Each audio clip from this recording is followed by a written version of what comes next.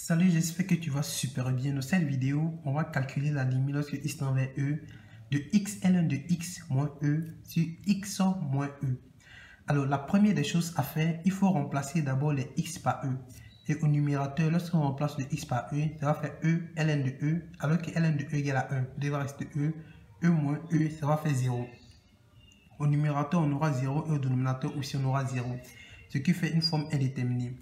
Alors, lorsque vous voyez ce genre de fonction, lorsque vous voyez x tend vers une valeur ici, et c'est la même valeur qui se répète, et que vous avez du mal à calculer la limite, vous devez directement penser à la formule de la dérivabilité.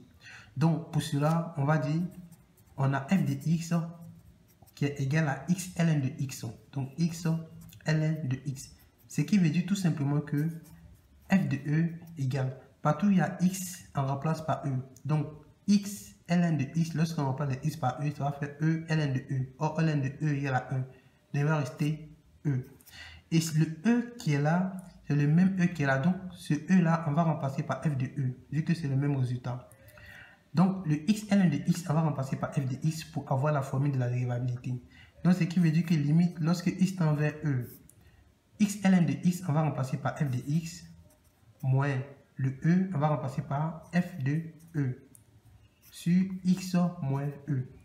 Alors, lorsque vous voyez la formule de la dérivabilité, vous savez tout simplement que ça fait f' de e. Donc, f' de e, on doit calculer la valeur de f' de e pour trouver le résultat. Donc, pour cela, on va calculer f' de x.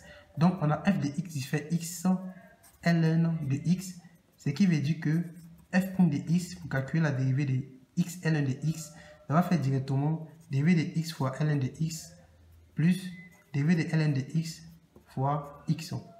Ce qui va donner ici dérivée de x, c'est 1, donc il va rester ln de x plus dérivée de ln de x, ça fait 1 sur x multiplié par ce x, ça va rester 1 vu que les x seront simplifiés.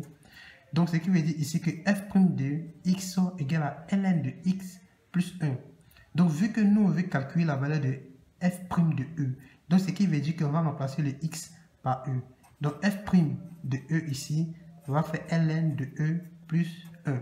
Or, ln de e, on a dit que ça fait 1, ce qui veut dire que f' de e égale à 1 plus 1 qui fait 2. Donc, le f' de e, directement, ça fait le résultat qui fait 2. Donc, la limite lorsque x tend vers e de x ln de x moins e si x moins e égale à 2. J'espère réellement que vous avez compris cette vidéo. On se voit à la vidéo prochaine. Ciao.